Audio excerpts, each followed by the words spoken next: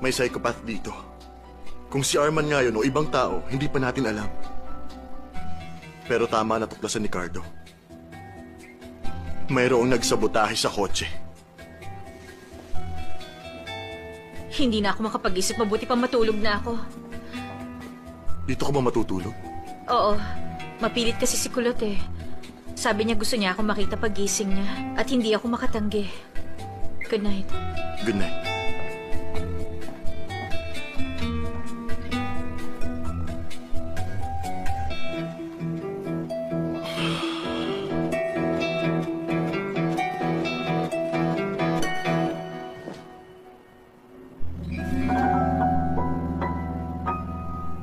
Alam kong hindi ito ang tamang oras. Yung sikreto natin, hindi alam ni Nikki na ako ang may gawa. Yung USB at mga litrato,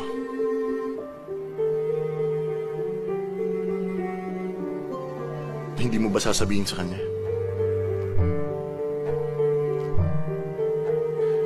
Dapat ko bang sabihin?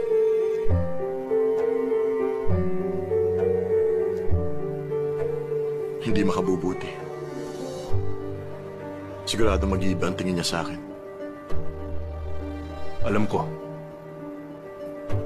At baka kalimutan ka na niya habang buhay.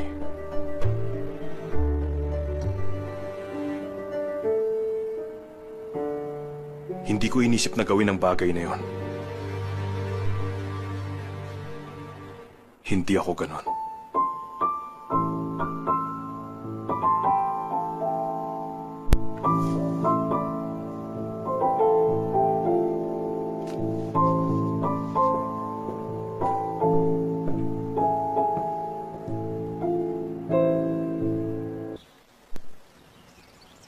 Mukhang nagustuhan mo yung omelette Naubos mo eh. Ang sarap mo talaga magluto ng omelette, Nikki. O sige, kumain ka pa ng cheese. Okay.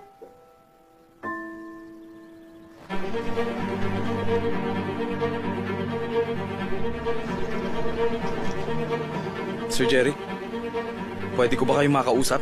Kahit sandali lang. Ano yun, Terry? May problema ba? Wala namang problema. Kung papayagan mo lang kaming gawin ang kailangan naming gawin.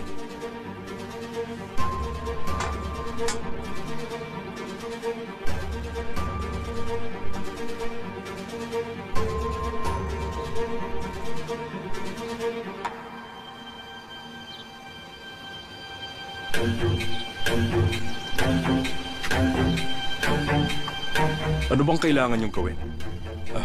Dinala namin ang mga gamit ni Kulot. Kapag handa na siya, ihatid na namin siya sa school. Hindi na. Kami nang maghahatid sa kanya. Malinaw ang inuutos sa amin ni Mr. Arma at ni Ma'am Demi. Alam mo namang sa kanila siya pinagkatiwala ng korte.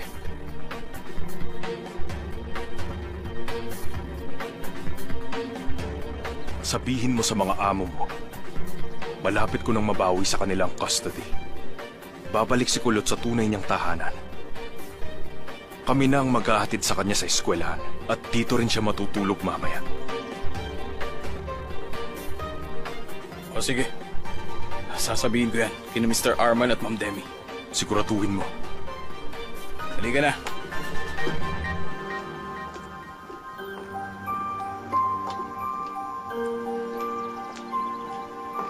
Tapos na siya magagahan. Kulot? Si Uncle Terry ang maghahatid sa'yo ngayon sa school. Siya na rin ang magsusundo sa'yo. Gusto ko yun. Tayo na po. Terry, okay lang ba kung sasabay